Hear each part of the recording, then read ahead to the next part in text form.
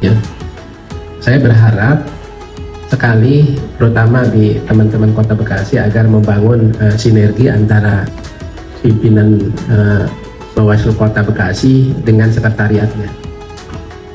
Kegiatan-kegiatan sekecil apapun dengan pimpinannya. Tapi sebaliknya ya, sekretariat juga jangan ada sekretariat yang seperti kayak pimpinan Bawaslu Kotanya. Ya dia nggak ngurusin teknis banget, tapi udah seperti kayak pimpinan, ini masalah.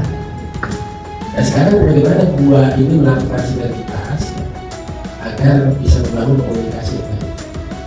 Dan saat-saatnya juga udah bagus, PNS-PNS sudah menyesuaikan, paling tidak memang perlu adanya peningkatan kualitas ya, terutama SDM-nya, pekerjaannya sesuai dengan standarisasi sebagaimana diamanahkan oleh pemerintah, membangun komunikasi. Berapa banyak orang yang berpuasa itu hanya untuk menahan lapar dan dahaga saja. Jadi kalau puasa itu nahan lapar sama dahaga, ya itu cuma selesai aja gitu. Tapi gimana puasa kita ini agar puasanya betul-betul berkualitas ya?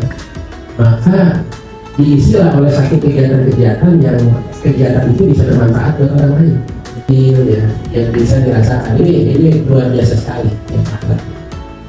Dan kalau kita merujuk di antara dua hal, antara ibadah masuk dalam kategori ibadah mahdoh dan ibadah muamalah. Ibadah mahdoh itu adalah satu ibadah yang langsung kita ini dia berusaha kepada Allah. Tapi ada ibadah yang ada satu nilai sosial dalam hati. Tentunya sholat itu juga ada aturan lainnya. Misalkan dia setiap tidak menentu ya, setiap jam dia sholat bukan ada aturan, ya harus juga. Kalau memang pagi dia mengatakan dia sholat pagi itu duha, siang itu duha, tapi setiap jam dia sholat terus sudah nggak ada perintahnya juga apa. Atau misalkan juga apa istilahnya? Walaupun puasa juga dalam kategori ibadah mahdoh, kita berurusan dengan Allah, tapi juga kita tidak menafikan bagaimana ibadah muamalah itu harus terbangun hubungan manusia dengan manusia itu. Ada amalan soleh ya, yang boleh dibilang itu kita ini bisa mengklaim satu amalan bahwa kita melakukan sebuah kebaikan, tapi kita mau mengklaim itu pada Allah. Itu ada diriwayatkan dalam kata-kata Rasulullah dilihat oleh Abdullah bin Umar itu. Jadi ini mungkin pernah dengar cerita ini, tapi ini saya harus sampaikan kenapa kita bisa mengklaim pada Allah gitu. Yang kemudian dia pergi, tiga orang pemuda ini pergi keluar rumah menuju pada satu tujuan. Di tengah jalan ini dia mengalami satu kendala yang pada saat menuju satu tujuan, belum waktunya pada satu tujuan, di jalanan ini udah banyak kendala. Dia menemui apa istilahnya semacam ujian, karena di dalam Al-Quran kalau merujuk ke ketentuannya Al-Baqarah ayat 155 yang berbunyi walanabluwannakum bisyai'in minal khawf wal ju' wa nafsin minal amwal wal anfus was samarat. Waktunya dari takut misalkan kalau ibu-ibu sedang hamil, dia takut nanti kalau anaknya melahirkan kebayang nanti kira-kira sempurna nggak, takut tidak sempurna. Atau misalkan dia punya harta kekayaan yang luar biasa, dia takut nanti harta kekayaan itu ada yang mengambil. Ini semuanya diberi cobaan ini sedikit ketakutan. Jiwanya itu bukan anfus, jiwa itu di semua dipuji. Takut nanti kelaparan, ya. Ibu disobri, jadikan sabar dan sholat sebagai penolongmu. As-sholat oleh Nabi, maka aku ngahapat aku mati, maka kalau ngahapat ada tadi. Sholat itu yang ada. Jadi kalau dia ada begini nih, saya mau maaf ya. Kalau di dalam sebuah kesempatan, dia ngaku agamanya sangat Islam. Karena kok bisa gitu, saya pikir-pikir udah waktunya sholat, Dilabas terus, apa sholat itu setiap sholat selalu dijamak terus, dikosong terus itu. Makanya mau apa yang bantu dong gitu, bukan mau tahu urusan orang, cuma kan kadang mikir-mikir ini apa sholat sih gitu.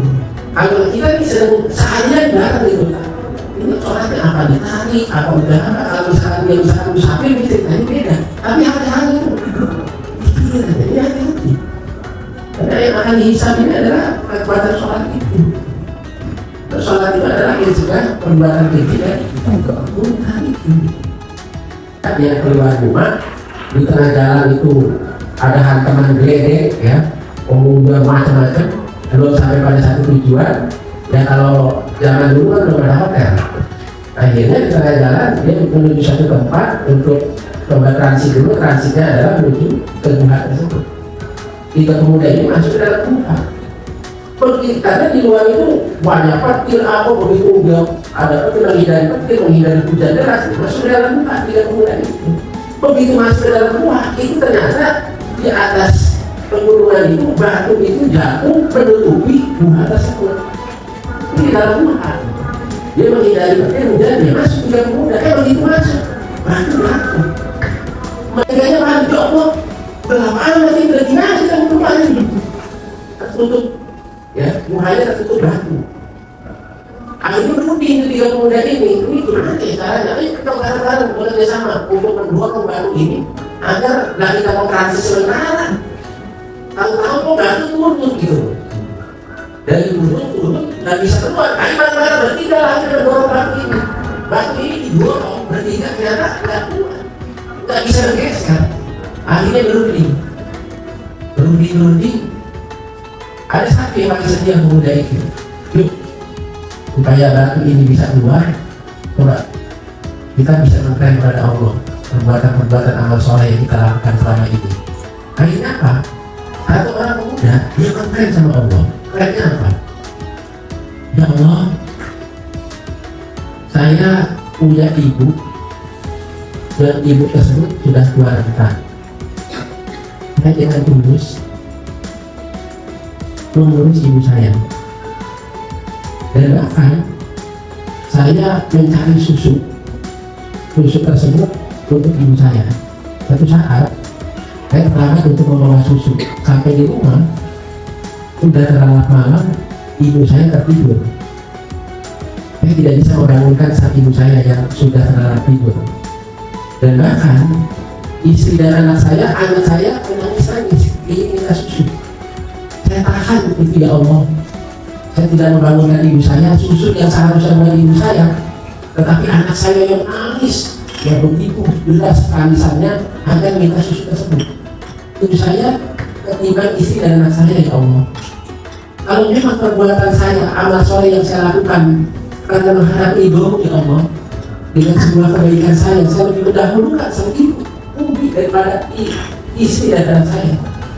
Tolong batu ini digeser, ya Allah, dengan perlahan.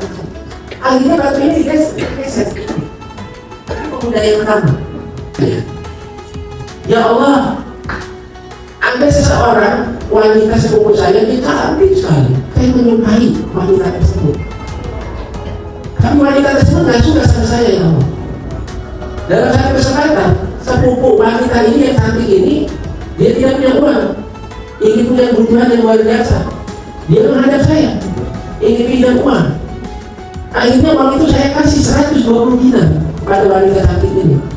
Tapi ada syarat, saya kasih 120 dinar. Syaratnya adalah kamu bisa melakukan hubungan dengan saya.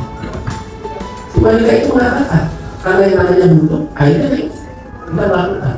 Begitu wanitanya sudah melepas pakaiannya, tapi si laki-laki pemuda ini dia ingat apa yang dilakukan itu adalah perbuatan dosa, tidak sesuai dengan ketentuan melakukan perzinahan. Dia ingat karena itu hal itu dilakukan adalah perbuatan zina dan dosa. Akhirnya dia tidak melakukan itu.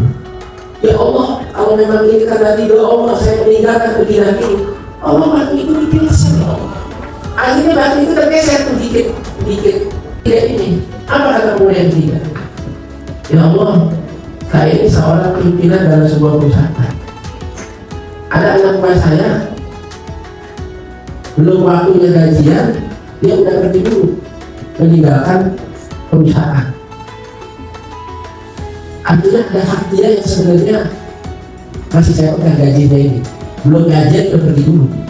Ternyata ya, yang udah pergi ini gajinya si karyawannya ini dikembangbiakan sama si pemuda ini, dikembangbiakan, dibelikan sapi, dibelikan unta, dibelikan sawah dan sebagainya.